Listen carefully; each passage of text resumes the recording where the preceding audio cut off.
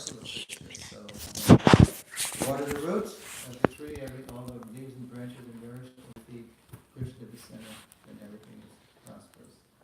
But not by just making ourselves the center and trying to take. So atyahara, yes. So how can we avoid atyahara? Eating or accumulating more than necessary. So let's look at that. This is famous. Yes, how can we avoid atyahara, eating or accumulating more than necessary? Let's chant. This is a famous verse from Srila Rupa Goswami in Bhakti Rasamrita Sindhu. And it's the solution for knowing how to deal with the material energy, knowing how much to eat, how much to take, how much to make. So let's, who would like to chant this first? Prabhu? Anasaktasya visyan Anasaktasya visyan Yatharham upayunjata Yatharham upayunjata Nirbandha Krishna sambandhe Nirbandha Krishna sambandhe Yaktam vairagyam uchyate Yuktam vairagyam uchyate. That means, read that. Let's all read. When one is not attached to anything, but at the same time accepting relations with Krishna, one is rightly situated above possessiveness. So how do we know? It's in Bhakti Rasamrita Sindhu, that's Nectar devotion. So the way out of the eternal puzzle of the material world, right? I'm damned if I do something, I'm damned if I don't do something. If I hanker for some kind of food, but I know it's not good for me, then I lament, oh, I really want that food, right? But I can't have it, it's not good for me. Or then if I eat it, then I lament because then, oh no, why did I eat that? Right? So the only way out of this puzzle of knowing what to accept and what to not accept is to accept everything, only everything favorable for serving Krishna, and rejecting everything unfavorable that's not favorable for serving Krishna. So look at Arjuna's dilemma on the battlefield of Kurukshetra. What were some of his reasons to fight? He had very good reasons why he didn't want to fight. Name a reason. Because if all the men will be killed, then all the people, the man will be killed in the battlefield, then the ladies will be unprotected. Yes. Everybody will be, and then they'll be polluted by unscrupulous men, and then all this unwanted population will come in. That's one reason. Anything else? He didn't want to kill his relatives. He didn't want to kill his relatives. Yeah. How can I counterattack with arrows in battle? Men like Bhishma and Drona are worthy of my worship. Yeah, this is not right, The main reason is, in general, sin will overcome us if we slay such aggressors. How could we be happy by killing our own kinsmen? The sons of Dhritarashtra, even though they might kill us, but if we kill them, that's simple, to kill friends and family. Very good reason, but despite all these reasons, what did Arjuna forget? Krishna. He forgot What's the desire of the that Lord? Krishna's will is supreme, even though this was an extreme case that Krishna was asking him to kill friends and family. But those friends and family on the other side, they were on part of a side that was ruining the world. Those people were the bad guys, the villains, the Kurus, even though they were kin. So the only way out of the puzzle of duality is to do only what's favorable for serving Krishna. Most of the time what Krishna asks us to do will parallel goodness. Only offer him innocent food, right? Good food. Only, don't tell lies, don't steal. Sometimes Krishna, to separate the mundane goodness from the transcendental goodness, he'll ask us to do things that by mundane reckoning will be not good, not right. That's not common, but sometimes it happens. Yeah. Okay, so that's how we avoid atyahara, by being Krishna conscious instead of body conscious. And let's see, what else? Yes, okay, now here's another thing we're going to focus on in the verse. Prajalpo niyamagraha. Niyamagraha, this is a big one. And we're going to focus on this a lot. Niyamagraha means, Radhika? Too much attachment to or neglect of scriptural rules and regulations. And read that. Practicing the scriptural rules and regulations only for the sake of following them and not for the sake of spiritual advancement. Or rejecting the rules and regulations of the scriptures and working independently or whimsically. Mm-hmm. Right. So we have a little more light here. Is this? Let me get my sweater on. Yeah, this is a big one. Just being a following blindly religious formulas without actually developing love of God, or rejecting those formulas and saying, "Oh, I don't need that. I don't need that. I'll be good on my own, or whatever, or I'll get to God on my own." So, but it's a big issue actually, especially when you're trying to spread Krishna consciousness all over the world. Yes, so let's look at what Prabhupada would say about this. This is from a Bhagavatam purport. Niyamagraha, Srila Prabhupada's mood in adjusting religious principles. It's very insightful to see how Prabhupada did adjust rules for the sake of spreading Krishna consciousness. So how about, who else hasn't read? Do you want to read? All the great acharyas or religious preachers or reformers of the world executed their mission by adjustment of religious principles in terms of time and place. There are different climates and situations in different parts of the world, and if one has to discharge his duties to preach the message of the Lord, he must be expert in adjusting things in terms of the time and place. And yeah, so let's look at some examples of adjustments Prabhupada made in his mission. Okay. Crossed the ocean, traditionally forbidden for a sannyasi. Yeah, sadhus traditionally never cross the ocean. Why? Because he's old. Well, that's- Renounced basically. No, but why wouldn't they come to these shores, Because these are Malacha Desh. Vilachayavana, right? If they don't want to associate with people born and raised on sex, drugs, and rock and roll, they would never. But they want to keep themselves pure, right? Contrast that with Prabhupada's attitude. Prabhupada was ordered by his Guru Maharaj to go to the West. Actually, they were all ordered, right? His godbrothers. But none of them did it but Prabhupada. In 1975, there was a reporter for Newsweek magazine, and in the 70s, and the 60s and 70s especially, there was a spike in the number of gurus, swamis, and yogis coming to the West. So this reporter, he went up into the Himalayas looking for the proverbial yogi on the bed of nails. And he found one, and the guy spoke perfect English. And he was really impressive to the reporter. So the reporter said, I'm a journalist, and I travel all over the world, and I see a lot of suffering. Did you ever consider coming out of the Himalayas and sharing your wisdom with the people, the suffering masses? So the yogi gave a classic yogi answer. It is said that the well does not go to the thirsty. The thirsty must come to the well. Now contrast that kind of response. This is what Prahlad Maharaj said. The yogis, what they do, they just stay alone in the forest. Contrast that with what Prabhupada did.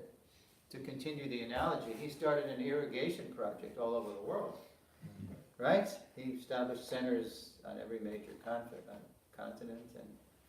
and then it continues to this day. Even in Knoxville, Tennessee, we have a little outpost here, right? So he crossed the ocean and he started a whole Krishna conscious revolution. And now, what else? Vitu Maharaji? Allowed women to live as brahmacharinis in his temples, unheard of in Vedic culture. Mm-hmm. When Prabhupada opened his Mayapur project in 1971 December Tamal Krishna Maharaj secured the first parcel of land, dramatically came from Calcutta to Mayapur, and close to midnight, put it on Prabhupada's desk. The land is yours, Srila Prabhupada. So that was in December 71. And then just a few months later, Prabhupada had a groundbreaking ceremony. And he invited his godbrothers to come and witness ISKCON breaking ground for the center in Mayapur. And Prabhupada, a lot of Prabhupada's disciples came, and including the ladies. And so the godbrothers, on the one hand, they were amazed what Swami Maharaj was doing, turning Lechas Yavadas into Vaishnavas. On the other hand, they had issues with the way he was doing it. And one issue, the biggest one, was that Prabhupada was allowing men and women to serve together in the same centers, which is a total no-no traditionally in Vedic culture. And they stood on a very good principle when they said this. They said, Swamiji, it says in Bhagavatam, 7th canto, Narada Muni's preaching to Yudhisthira that a man is like butter in a pot and the lady's like fire, and you put the pot too close to the fire and the butter will melt. Swamiji, you're inviting scandal. And Prabhupada knew it was a risk for preaching.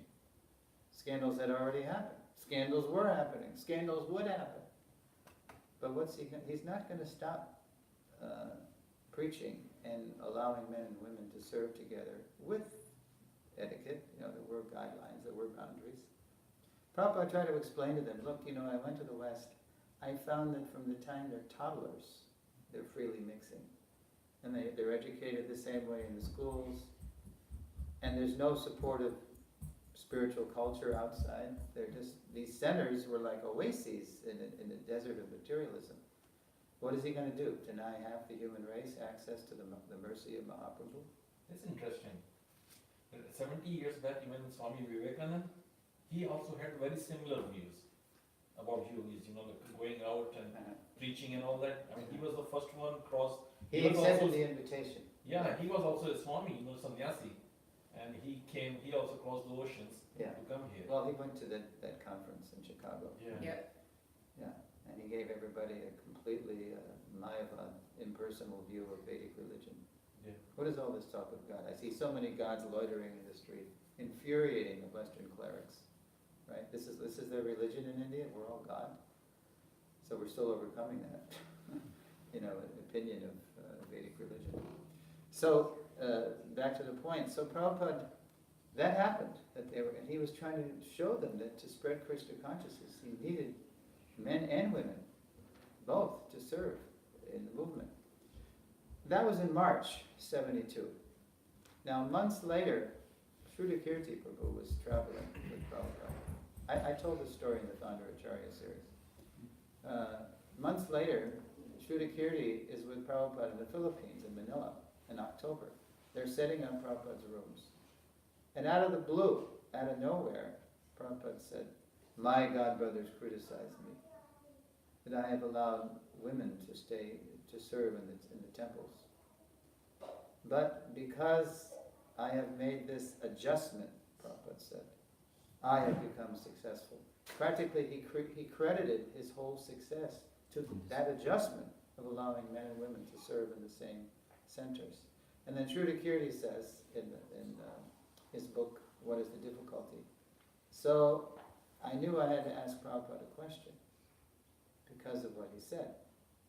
Because it was a very radical adjustment for traditional Vedic etiquette or culture, a departure from that.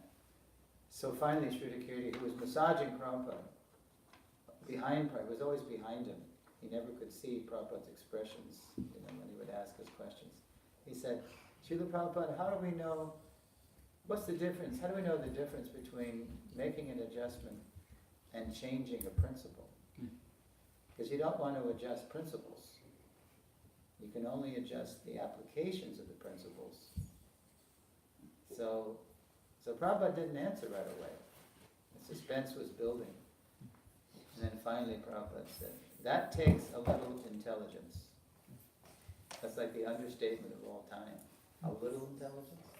I mean, Prabhupada's godbrothers didn't get it, and their Adhikar, their qualification was light years ahead of mine, for example. So Prabhupada, he was empowered to know what was favorable. By dint of his absolute surrender to Krishna, he was empowered to know what would be favorable and what would not be favorable. And he credited the success of the movement to allowing men and women to serve together in the centers. And you see it in ISKCON's history. If it wasn't for our ladies in the centers, many centers would have closed. So, okay, so that's an adjustment. He allowed Many of these temples actually only women, Matajis were in the altar doing the services and all. Yeah, that's right. There would be nobody to do that puja in some cases. Okay, how about? Conducted marriage ceremonies traditionally forbidden for a sannyasi. Yeah, when Prabhupada came, he got they were already living together as boyfriend, girlfriend, so Prabhupada said, you must, well first he initiated them.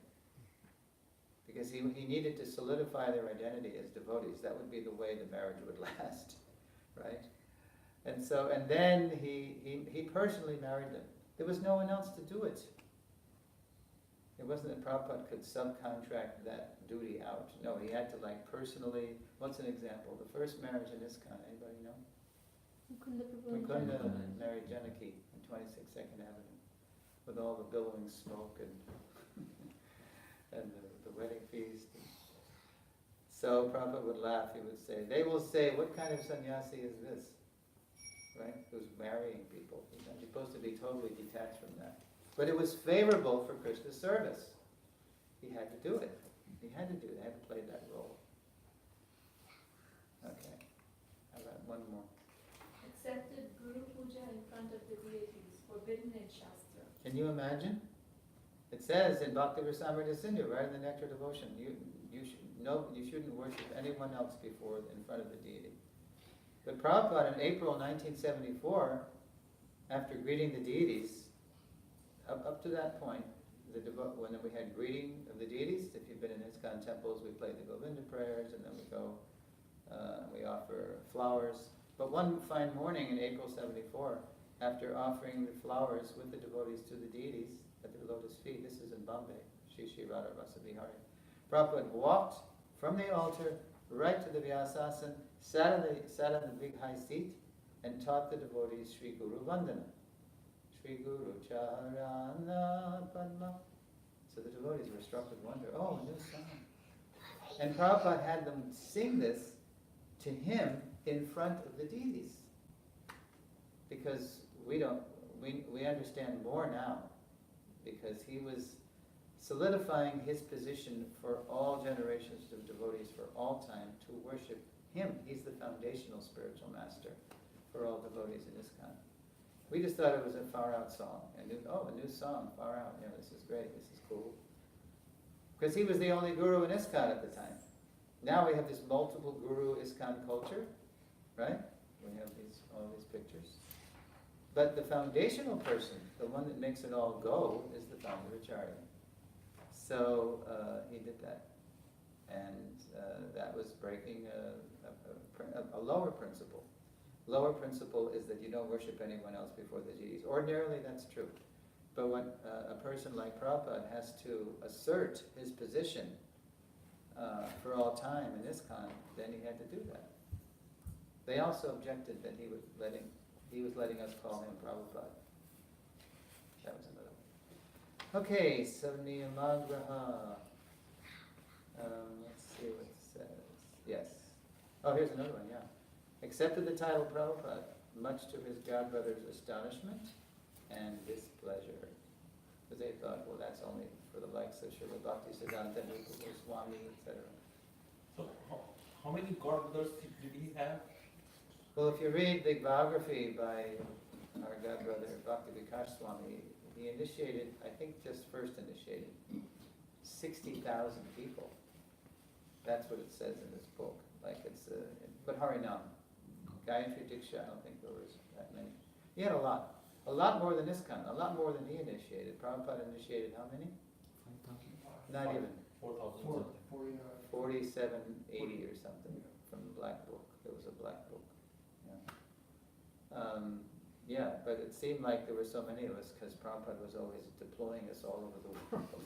And everybody would see us in prominent places like airports and shopping centers. And I saw you guys in O'Hare. What are you doing here in Disney World? Well, we go everywhere. Okay, yeah. So that's an example of some adjustments. What else? Want to read? Let's give your husband a chance. Right? A Vaishnav accepts anything favorable for executing his mission, but foolish persons, not knowing the purpose of such exalted Vaishnavas, indulge in criticizing them. Mm-hmm. Why you have done this? This is not right. This is not done. That same person, Srila Prabhupada, who was always teaching traditional Vedic wisdom, values, that same person was not limited to that. To spread Krishna consciousness all over the world, he, what did they say, pushed the envelope, or he was revolutionary. But again, he never violated eternal principles. He was always adjusting details according to what? We're going to see that. Reva Prabhu? We should not follow regulative principles without an effect. Without an effect. Okay, go ahead. Nor should we fail to accept the regulative principle. What is required is a special technique according to country, time, and candidate. Without the sanction of the spiritual master, we should not try to imitate. This is Sri Chaitanya Mahaprabhu's liberal demonstration of the Bhakti cult. Yes. So, time, country, candidate. Prabhupada was preaching Krishna consciousness all over the world, and he was pitching it in different ways. He knew one size does not fit all. You know, when you buy socks in the store, it says one size fits all. One size does not fit all in Krishna consciousness. The way you preach in India is not the same as the way you preach in America. It's a different history, it's a different culture, it's a different mindset. So we need to remember that, because too often we make our resolutions, say, in Mayapur, and we try to make one size fit all. It doesn't work. That's not the way Prabhupada did it. So likewise, Prabhu, what you said, like one thing can be like for our preaching activities, like if we are hosting an event, like then probably like everyone may not be able to fit together, right, Prabhu? Like usually like we have seen like for devotees who are preaching to the Western audience, Yeah. they start with the prasadam first. No. The Sunday love feast was always last. Okay, but like some places I've seen, Prabhu, like they start with First prasadam. they feed people. They start prasadam and then start with the discussion. That's a recipe for no hearing. Some places. After they eat, they... No, you do things differently for different audiences. It's a fact. So we have to be sensitive to that. Who our audience is. Yeah. Okay, great soul. So this is a counterpoint to, you remember the Duratmas? The Duratmas were the cripple-minded souls who were always making themselves the center and then getting kicked by Maya. They're the threefold miseries. So, avoiding the amagraha, which is fanatically following the rules or fanatically rejecting them, not in any sense, isn't possible. It's not possible to avoid that for marginal souls or cripple-minded souls. But it is possible for great souls. So Prabhupada knew how to adjust things because he was Krishna-centered. Here's, we're going to look at a verse, famous verse. The Mahatma verse from the Gita. Anybody know the Mahatma verse? Who are the Mahatmas? Krishna says in 9, 13, and 14. You know this verse? Mahatma nastu mam partha daiving prakritamashita bhajantyananya manaso gyatva buddha dimavyano. And then the next verse. Let's, Radhika wins the prize. You get to read that. Mahatmanastu mam partha daivim prakritimashita bhajanti ananya manaso gyatva bhutadim avyayam. Means, O son of Pritha, those who are not deluded, the great souls, are under the protection of the divine nature. They are fully engaged in devotional service because they know me as the Supreme Personality of Godhead, original and inexhaustible. and what do? Here it is. Go ahead. Satatam kirtayanto mam Satam kirtayanto mam yadantascha dridavrata Oh. Namasyantascha mam bhaktya Namasyantascha mam bhaktya Nityayukta upasate Nityayukta upasate. Always chanting my glories, endeavoring with great determination, bowing down before me, these great souls perpetually worship me with devotion. So that's a Mahatma. He's always glorifying Krishna, and Prabhupada was looking 24/7. Again, he doesn't work.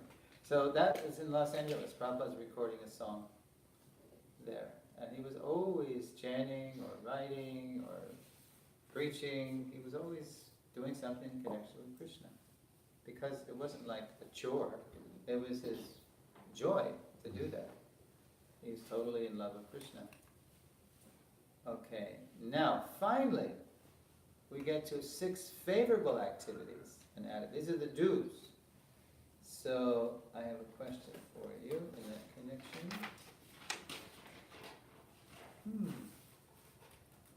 Well, before I say that, I'll say, by following the 6 principles and attitudes favorable for discharging devotional service, as outlined by Srila Rupa Goswami in text 3, we can also become great souls, because the soul is great. It's just now become covered over by the dust of materialism, and fully restored to our original Krishna consciousness. So let's look at this 3rd text. We're just about at the end of the lesson, but it's interesting that we're finally getting to the do's after focusing on the don'ts, and I have a question about that. So let's look at the text 3. I'll say and then you respond. Utsaha nischaya dharya Utsaha nischaya dharya Tat karma pravartana Tat karma pravartana Sangatya gatsato vritte Sangatya gatsato vritte Shadbhir bhakti prasidhyati Shadbhir bhakti prasidhyati. Together. There are 6 principles favorable to the execution of pure devotional service. 1. Being enthusiastic. 2. Endeavoring with confidence. 3. Being patient. 4. Acting according to regulative principles, such as Shravanam, Kirtanam, Vishnu Smaranam, Bhagavatam 7.5. Hearing, chanting, and remembering Krishna. Abandoning the association of non-devotees. And 6. Following in the footsteps of the previous acharyas. These 6 principles undoubtedly ensure the complete success of pure devotional service. So, my question is, why have we focused so much on the don'ts and only a few slides on the do's? I'll give you a hint. In the 16th chapter of the Gita, that 16th chapter is called The Divine and Demoniac Nature. The first 4 verses in the chapter are all about the divine nature. The whole rest of the chapter is about the demoniac nature. So it's a very similar thing to this. So why have we focused so much on the don'ts? And why did Krishna focus so much on the demoniac nature? Because in Kali Yuga, it's stated that the demon and the devotee dwell in the same body. Same body. Yeah. I'd like to find that verse, but you hear that a lot. I heard that.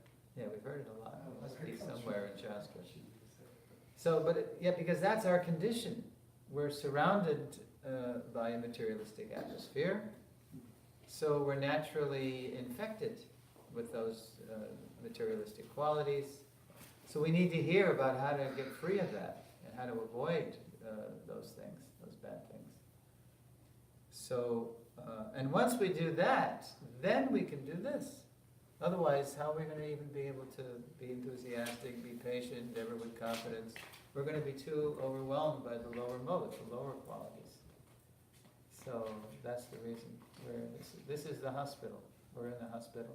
The diet is prasad. The medicine is the holy names.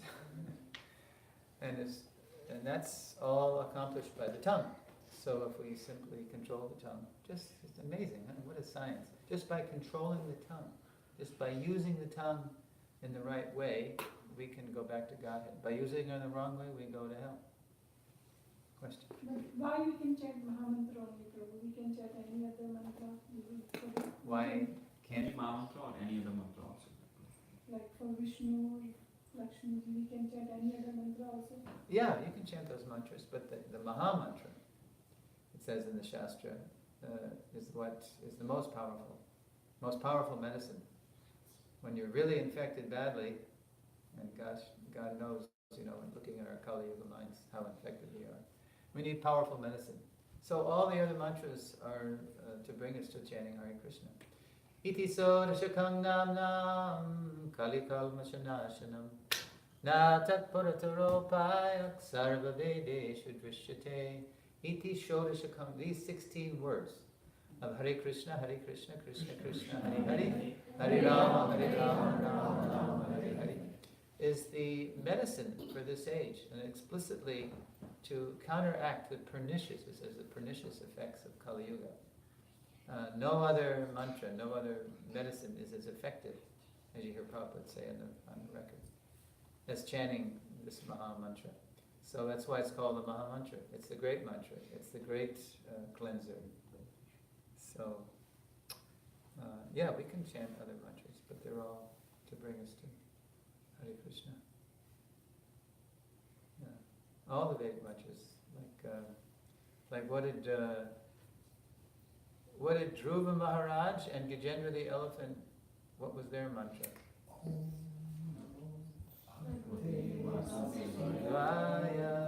Right, but especially, this Maha Mantra is for every age, but especially in the Kali Yuga, it's specifically chanted by the Yuga Avatar, Lord Chaitanya.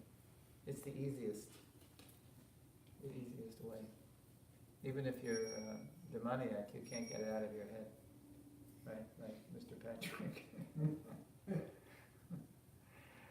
Yeah. Okay. So let's see here.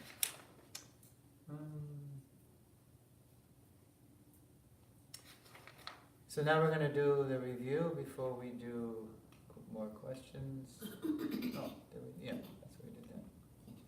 Lesson 2 review. In lesson 2 we looked at, In lesson 2, we looked at the 6 unfavorable and 6 favorable activities or attitudes listed in Nectar of Instructions, text 2 and 3, with reference to Srila Prabhupada's translations and purports. and Srila Rupa Goswami's solutions for eating or accumulating more than necessary. just eat or accumulate what's favorable for your mission within the mission. What's favorable for another devotee may not be favorable for me, and vice versa. It's very individual. And Srila Prabhupada's moods in adjusting religious principles in relation to Niyamagraha, as well as examples of such adjustments. yeah, I didn't really tell you some examples. Let's see. Here's one. I was part of 2 initiatives Prabhupada did, which in principle were fine, but then when they were not applied very well, then Prabhupada stopped them. The 2 initiatives were, you remember the road show? Did you ever hear of that? Yeah. Yeah. Were you in it? No. Okay. So there was this, we called it the road show, because we were coming from the 1960s. So in the 1960s, what was becoming fashionable just before I joined in the counterculture was rock and roll operas. Tommy, Babu. Jesus Christ Superstar, that was a rock opera on Broadway. Hair. Well, no, that wasn't an opera, that was just so we wanted to do a Krishna conscious, a transcendental rock opera. So we asked Prabhupada, and he said, yes, if you can do it nicely. So what the opera was, it was a story of the fall of the jiva and the redemption of the jiva, falling from the spiritual world and going back to God. But it was done all with contemporary characters and music and stuff. So it was quite a production. I mean, it was a whole troupe of devotees. It was a whole caravan of school buses and tie-dye vans and Volkswagen vans, typical counterculture vehicles, paisley painted Volkswagen vans, Volkswagen buses. And we would perform in churches and in college campuses. And finally, in September 1972, just after his Bhagavad Dharma discourses in New Vrindavan, which Prabhupada attended, he went to Pittsburgh, which is the nearest city of any consequence, and he saw the rock opera. And at a mosque, it's called the Syria Mosque in Pittsburgh, PA. And I wasn't there actually, but Prabhupada was sitting in the audience, and he was next to an old godbrother of ours named Rupanuga, upright, righteous Rupanuga. And so Prabhupada was looking at it, and you can imagine it must have been so surreal, because this was an art form he had no experience of. It wasn't like Bharatnatyam, it wasn't like Ramayana, Mahabharata. It was Prabhupada looking at an opera, rock opera with devotees dressed in Merlin the Magician costumes and stars and tied it up, and singing. Like the lead song was, "You know you're not that body, you're all pure spirit soul. The body's just a lump of flesh, destined to grow old, destined to grow old." And then they'd go right into the play. And the Jiva, the fallen Jiva, his name was Ringer. It was a whole thing. And so at one point in the production, Prabhupada leans over to Rupanuga Prabhu and says, "Are those our men?" I mean, he couldn't even, because, completely painted up in stars and dyed hair and all kinds of wild costumes. "Oh yes, Prabhupada, that's Mr. John, that's Harikesh, that's Hasyagrami, there's Aja, there's Gadi." Oh, Prabhupada's looking at it. And then there was an intermission. Now I don't know it's because Prabhupada had had enough, or he just thought it was over, but he just got up and left during intermission. But he let it go on. He let it go on. Now, the troupe went down south for the winter to Florida, and it was during the winter and the head of the troupe was Kirtanananda Swami, because the whole troupe had formed in New Vrindavan, and they left in October '71. And later I ran away to join it, but by the winter, by that spring of '72, the New Vrindavan was getting really out of control, because Kirtanananda had left, and he ran the place with an iron fist, a lot of discipline, because he himself was very disciplined. But he left it in charge of Hayagriva, who was not such a disciplinarian, so it was going off the rails. So Kirtanananda had to leave the troupe to go back to New Vrindavan to save it. Who came in to lead the troupe? Vishnu Jan Swami, who was great. He was a natural dramatist himself, a performer, but he wasn't the disciplinarian that Kirtanananda was. So as time went on, things got a little loose between the men and the women in the troupe. There was men and the women on the troupe. And then, for some reason, they were running out of engagements. I think Krishna himself was just kind of winding it down because it was getting a little loose. So Vishnu Jan wrote a letter to Prabhupada saying, "We think that this troupe has run this rock opera. We used to call it the road show, we call it the circus actually. That had many names, and it became kind of a circus, So, so Vishnu Jan said, so we're thinking of ending the road show and buying some land. We have our eye on a parcel of land in Long Island and making it a yoga village." This is a code word for commune. We had all just come out of the commune bag in the 60s, hippie communes. So Prabhupada, sensing what it was becoming, wrote back, and he said to Vishnu Jan Swami, "No, better you don't buy land and just make a farm community. Nothing wrong with farm communities, but it will become another hippie edition. Because Prabhupada knew we were too fresh from the kingdom of Maya to maintain, the disciplines of bhakti, that it was going to become something scandalous, so he stopped it. Similarly, Prabhupada in the 1970s he let devotees do a political party. The In God We Trust party for purified leaders. Devotees in Atlanta, in Gainesville, Florida, in DC, in Phoenix, were running for office. With shaved heads, shikhas, tilak, neck beads, and suits. And we were preaching, straight Krishna consciousness as an alternative to the corrupt leaders, right?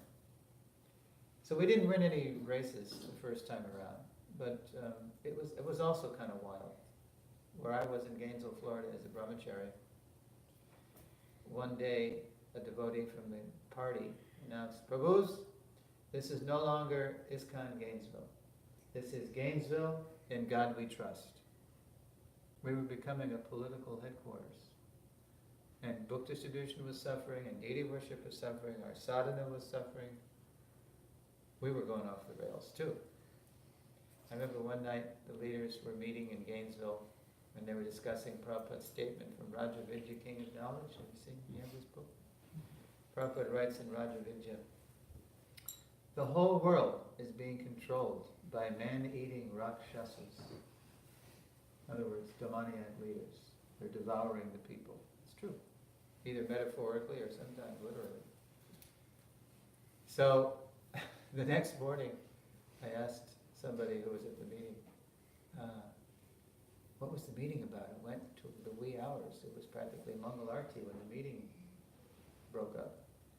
Oh, we were discussing how, the whole world is being run by man-eating rakshasas. So the day may come, Prabhu, when we will have to assassinate some of those man-eating rakshasas. We were getting the mentality of assassins. That's not Mahaprabhu's program. He doesn't kill people. Krishna kills people when he comes. Right?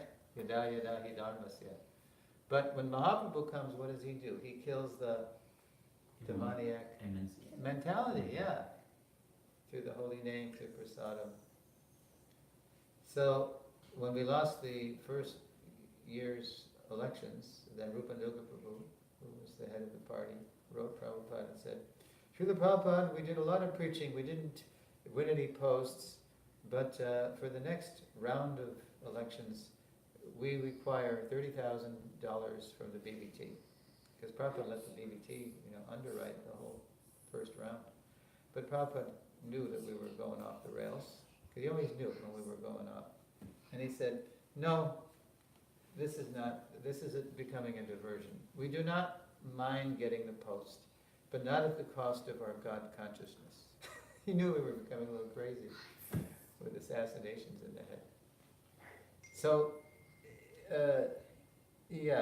So Prabhupada would adjust things according to time, the place, the people, and then he might change, as he did with us.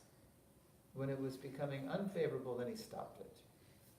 Yeah. So not only did he introduce Krishna consciousness differently in different countries, according to the culture and the history, etc., and the mentality, but then he would, start and stop things according to the favorableness or unfavorableness. Yeah, this is Prabhupada's special empowerment. And we can also become empowered, but we can't imitate Prabhupada, because his purity is beyond question. But we do have to make adjustments as we preach. Just like we have an adjustment right here. We have, in Food for Life, they had a good deal going on with Food for Life, and then it became unfavorable because it was only the weekdays, right? So now they're looking at a new venue. So that's intelligent.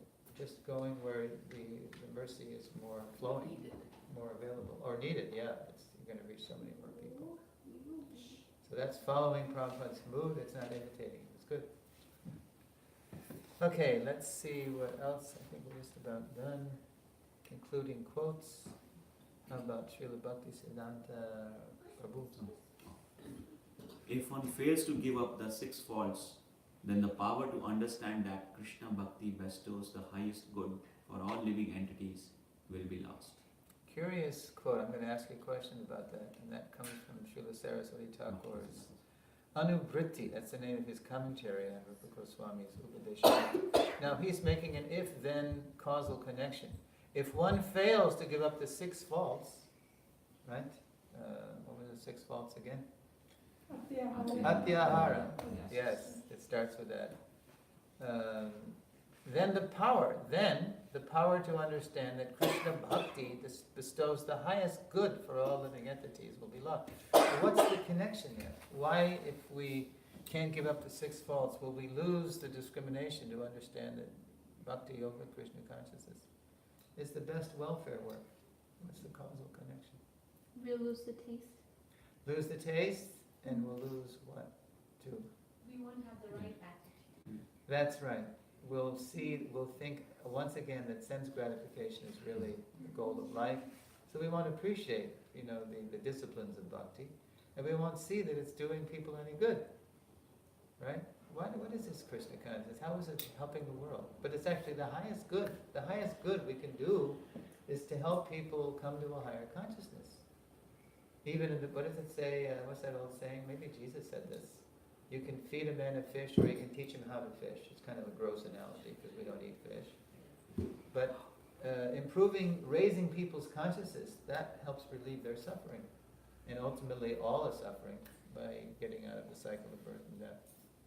And then finally, including quotes from Prabhupada, Radha. If one strictly follows the advice given in the 3rd verse by Srila Rupa Goswami, one is sure to advance in devotional service. Now you got to know what the 3rd verse is. We just talked about the 6 faults. So what's the 3rd verse? The do's. The 6 virtues are things that enhance bhakti. What is that? It starts with utsaha, being enthusiastic, right? There's so many good things. Yeah. So not only we give up the bad stuff, but then to really go back to Godhead, what do? Well, be enthusiastic, we associate with the right people, etc., etc. Okay. And then the picture of enthusiasm is Srila Prabhupada. Prabhupada would say, and where is Prabhupada there, do you know? Melbourne? No? It's You where would love it? Good guess. Maybe in London at all. It's close because George Yeah. underwrote that very place, City Temple, and then he donated Bhaktivedanta Manor, that whole country estate. So Prabhupada would love to sit on the south lawn, which to this day you can see. You can go upstairs to Prabhupada's quarters, look out the south window, and you can see that spot where Prabhupada sat. And my godbrother Bhargava Prabhu captured Prabhupada in 1973 summer in so many moods. Sometimes he looks very stern, sometimes very playful, sometimes very humble. And here he's just looking totally blissful. Because he's totally Krishna conscious, so he's happy. Okay, so it is, wow, so it's 5 to 6. Do anybody have any questions? You were going to say something, no? Oh, no. Oh, no, we were just talking about the Yeah. Yes. A question from text 2 from Mm-hmm. just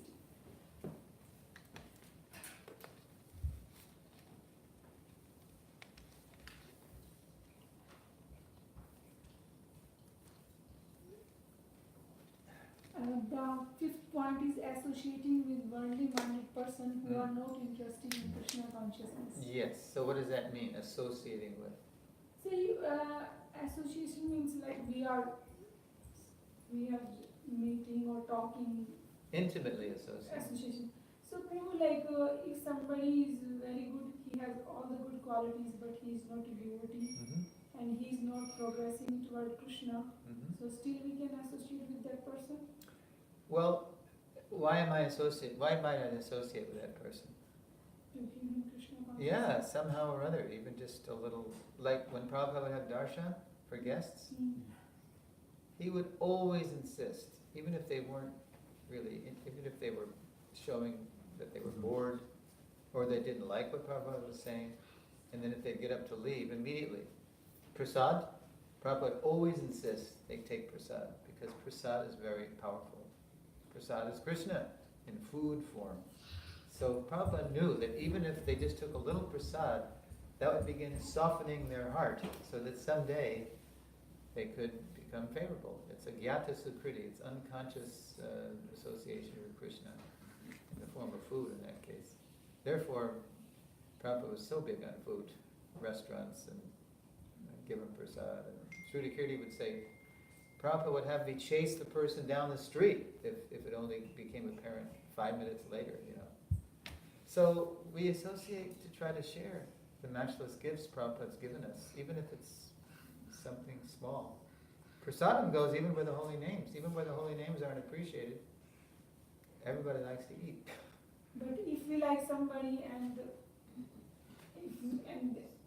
they are not devotee of Krishna, Yeah, but why are we continuing to why would we want to continue to somehow give them? Because if they're associating with us and we're following Prabhupada's life he's given us, we are giving them Krishna.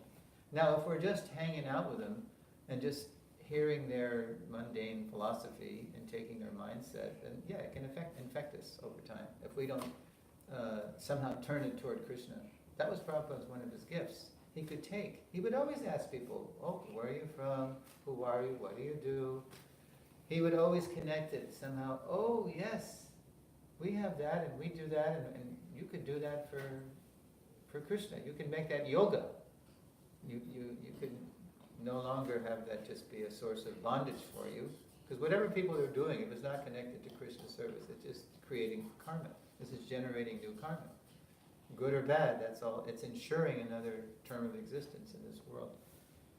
So, that's a good question, because we always have to take inventory of our motives, right? That's the most dangerous thing is when we're not even aware of our motives. Like, we have to be introspective. What is that line from the third canto purport? A devotee is as thoughtful as a non-devotee is speculative. Everybody's thinking. Everybody's mind is turning. But we're always being thoughtful about how time is passing and how am I using it in the Lord's service. Otherwise it's just time passing uselessly. So a devotee is as thoughtful meaning introspective, as a non-devotee is speculative, just imagining what's what, you know, and not really knowing the truth. What's that saying? Some people make it happen, some people watch it happen, and some people wonder, what happened? So that's roughly goodness, passion, and ignorance. Some people make it happen. That's the movers and the shakers, the passionate people of this world. Some people watch it happen. They're kind of observers of the scene, you know, and they make their comments. You could say that's a kind of touch of goodness. And some people wonder, what happened? You know, that's totally buried in ignorance. So we want to make it happen for Krishna. Yeah, we want Krishna's glories to be spread, and then people turn toward the source of all. Who's behind all this? Another Beatle line. When John Lennon was shot on December 8th, 1980, or was it the 9th? It was the 8th. Ringo Starr, the drummer, his response was, "It makes no bloody sense." Yeah, nothing makes any bloody sense in this world. Why do bad things happen to good people? Why do the bad guys always seem to be winning in Kali Yuga? And one devotee asked Prabhupada, Prabhupada, America is so sinful, killing so many cows, so many abortions. Why is it so prosperous? Prabhupada's two-word reply, just wait. The wheel will turn when the time is, those reactions are coming due. And I'll tell you, since you probably noticed too, Prabhu, since the time I was a kid until now, it's not what it was, even in 50, 70 years. It's really having a hard time, because so many, the karma has turned. The karma's coming due. The bill is coming due. America's having to pay its dues. A lot of people see America in many ways as a third world country. The infrastructure has fallen apart. They can't even agree on a bill for the infrastructure to fix the roads and the bridges. And so many people are poor, fabulously wealthy and outrageously suffering poor. So, I forget, oh yeah. So yeah, association is very powerful. So we do have to watch how we associate. We can't just, just let it flow. Whatever happens, happens. No, we have to take charge of our mind, senses, intelligence, and our association. We're known by the company we keep. You want to know who I am? Look at my friends. Right? That's a common saying. Look at my friends. Because we're tiny. We reflect who's around us. That's why they're lamenting, oh, the last general's gone from Trump's administration. Now he's just surrounded by enablers who are encouraging his worst instincts. Oh my God. It's true in a relative sense. It's true in an absolute sense too. Okay. So likewise, Prabhu, like many times, like just in addition to that, like relatives can be another aspect, Prabhu. Relatives. Like we have blood relations with them. Yeah. But like associating with them is so what, like no means. It's a real challenge. So wastage of like, means not like for their respect we go there. Yes. And the only talk is like no, how much money you are making. Right. No, and all that Right. comparisons and all that. Competing. No Krishna talk. Yeah. Like no. It's very an low so, on the so you don't do conscious- that much, right? What's that? How often do you do that? Association with them. Yeah, I mean when you go and you have to put This, up this time I try to, like I didn't go anywhere. I know what you mean. But you have to somehow, even in that, that unfortunate, what do they say? Is somebody who's really enterprising. If they get a lemon, then they make lemonade, right? Lemonade. Lemon is slang for a bad deal.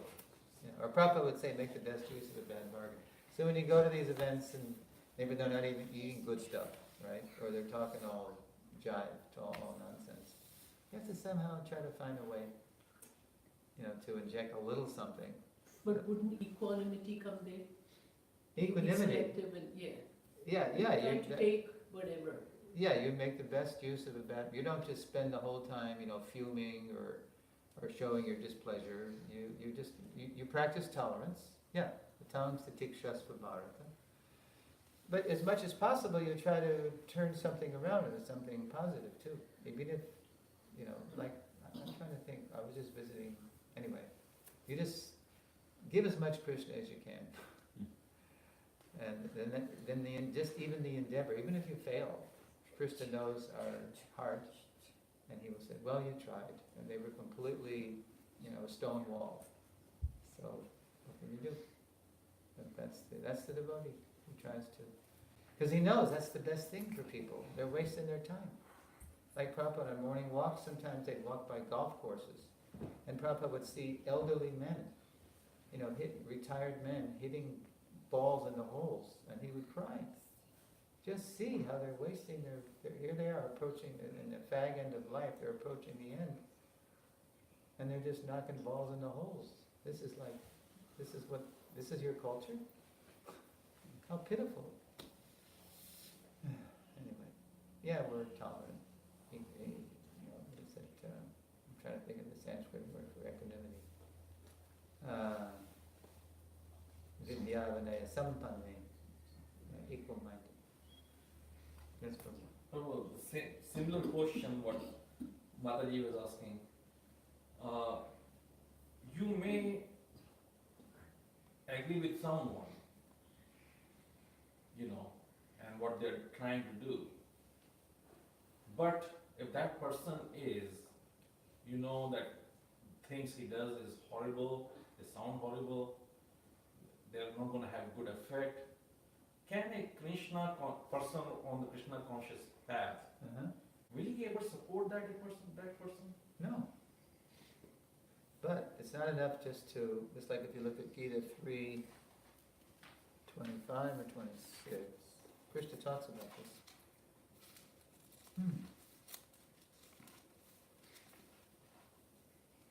Alright. It's like, what I'm saying is like a very demonic person, but he's trying to do something which is very popular, let's say. Yeah. You know, and he tries to be very generous or giving and trying to do. show Like something. Ronald McDonald. Huh? Ronald McDonald. You know Ronald McDonald? Yeah. This is the, McDonald's. Well, I was more thinking of Trump actually. Well, anyway, you don't have to even go to Trump. People that have such a misguided sense of what's good for people. Just like they have this thing called Make-A-Wish Foundation. You know this? Yeah. For children who have terminal diseases. Mm. And they ask the kid, what he wants to do. Oh, I want to go to Disney World, or I want to. So that's the last thing that's what it's considered one of the most highest goods, humanitarian. Give the kid a wish. Or a more appropriate example is, McDonald's has also all these people. They have their big foundations of charity, but they don't know how to give. They don't know what's actually ultimately good for people. So feeding people, some meat, or taking people, fulfilling a wish just to go to a place without any reference to some transcendent purpose is just wasting the person's time. So, so you were in connection with her. What were you going to connect to her question? No, I was asking her, will you, she was saying that Hare Krishna person, I mean, I can never think of myself voting for Trump, Why I would mean, you I get may- into politics now? No, I'm not politics, it's not So politics. don't get into politics, don't It's get not into politics. personal. I think that's wrong. No, it's not politics. It is. No, it's Don't life. bring individuals, just make Politics it is life general. also. We should have No general politics discussion. and no religion. Politics is life also. Yeah, that's right. Yeah, Krishna was politician Anyway, too. yeah. Yes, there is such thing as Dharma Yuddha, you're right. No, yeah. But the point is, whatever our situation is, we have to somehow elevate the scene with Krishna consciousness, because Krishna consciousness is the only real thing that's going to help people. If at the time of death, whether I'm absorbed in Republican, Democrat, or Catholic, or That's right. Jew, or Yeah. it's not going to really help. Right. We have to be absorbed in the absolute. I mean, there is no left and wrong, I mean, persons cannot be left and right. They can only be right or wrong, right? Well, there's in the material world. Left and right is not a property of people. In the material world, it's just all different degrees of Maya. That's all. Yeah. It's like in politics, for example, they had this president say, what was it? It was about an election, and the person was asked, "Who are you going to vote for?" He said, "Well, I'll either vote for Tweedledum or Tweedledee." Who was that? I can't remember that. Like Mark Twain or something. Mark Twain, one of those pundits. Yeah, sure. There isn't really much difference between them, Right. because their motive is the same: sense gratification. That's not going to help people. It's like I was going down the street leading a Harinam party in Pittsburgh in 1972, and there was Edmund Muskie was in town. He was running for president, right? And so it was a big hullabaloo, right? And then the TV was there, and they saw our Harinam party coming down at the street. So the guy thrust a microphone in my face. I say, "So who are the Krishnas for?" "Well, we're for anybody who follows the principles of cleanliness, mercifulness, truthfulness, and self-control. In other words, forget about meat eating, intoxication, illicit sex, and gambling." And the guy looked at me and he said, "In other words, vote for Krishna?" I said, "Yes, vote for Krishna. Krishna for president." Because no one else is. There's no one else. Everything else is just different varieties of, Purity. yeah. So, So speaking of food. likewise, Balwant Prabhu actually when he was running for mayor in Atlanta, Prabhu. So he was telling Balwant, his yeah. Balwant Prabhu, he was in Atlanta temple. So he was telling about his realization.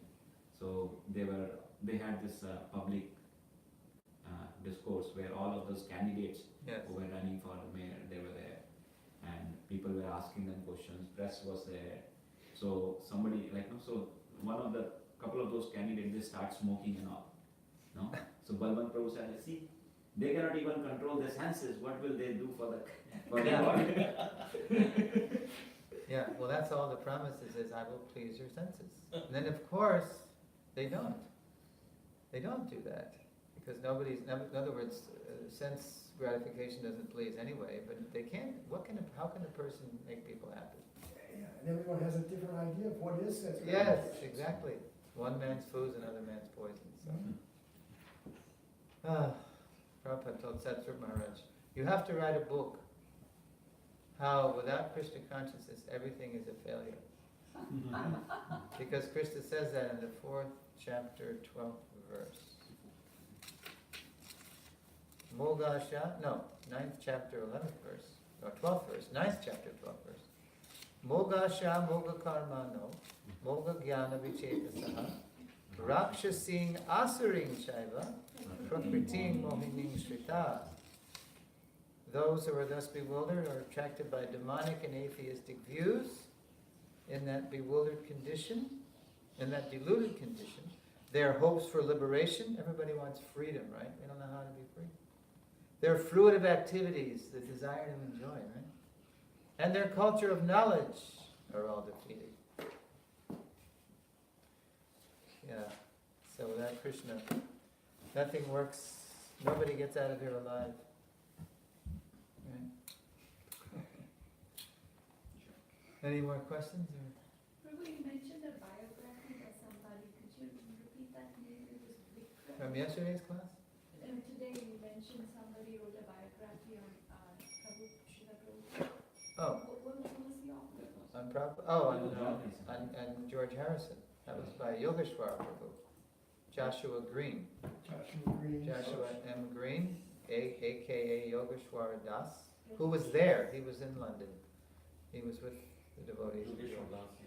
He wrote this great, the best spiritual biography I've ever seen on George. It's called Here Comes the Sun, which was of course It's a song. It's a song. He took one of George's songs. Because as the Beatles were breaking up, Krishna was coming into George's life. So this was all about that. Here comes the sun. So as the Beatles were fading, you know, everything, all things must pass. He wrote that song, that album. The Krishna sun was rising in his life, rising in his heart. So Yogeshwar chose to take that title and make it. Isn't the printing press in London is now owned by the ISKCON actually?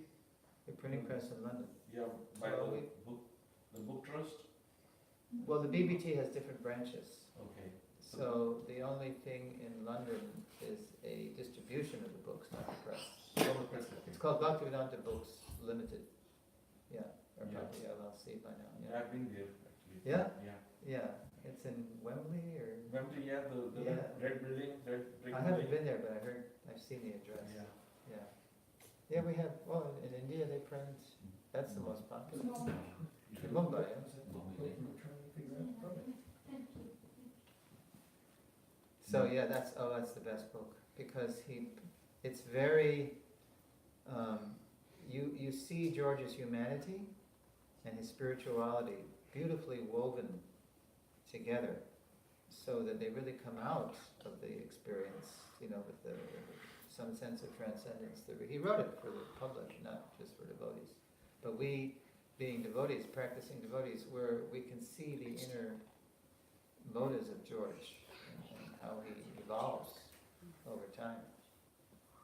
You know, and it's in that book that I learned so many things I didn't know about George's life from that book, because he interviewed George's sister, who still to this day, even though she was older than him, she survives him, and he interviewed her a lot, and she told him a lot of things that when George was in the womb of his mother, whose name was Louise, and George's sister is also Louise, but the mother was also Louise.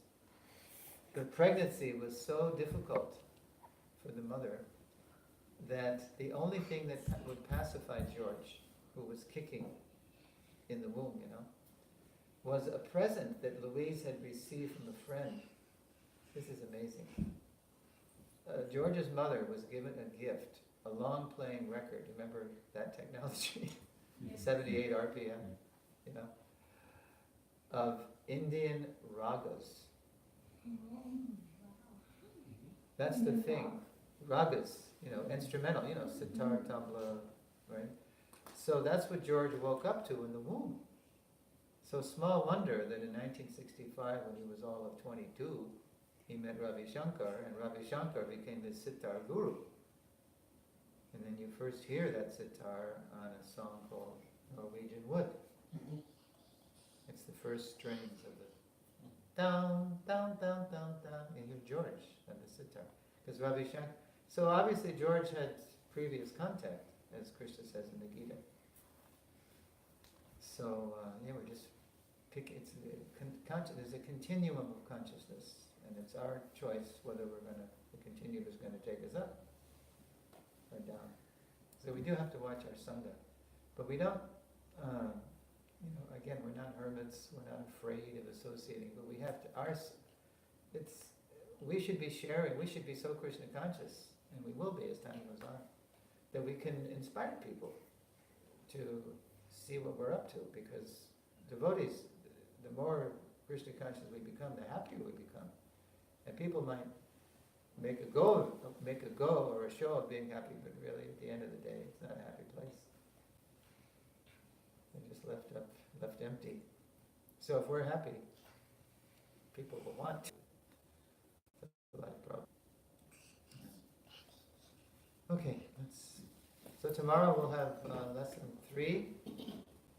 And it's, I don't have previews, but it's going to be good. I just finished polishing it today. Oh, I finished lesson 4 in rough form, so I'm making good progress. Okay. That'll be verses 4 and 5, is that correct? No, it's only going to be one verse, actually. No. Lesson 4, the 6 loving exchanges tomorrow. Oh, okay. Because it's such a rich verse and purport that we're devoting a whole class just to one verse. Okay. What's number 4? Verse number 4 of Nectar of Instruction. Yeah. It's good. Don't miss it. Be there or be square. That's American. Okay, Srila Prabhupada ki jai.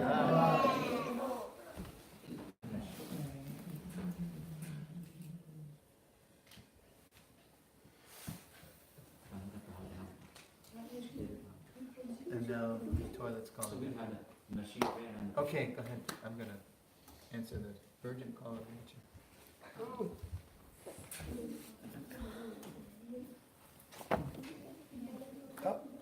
The book fell. Okay, oh, No, the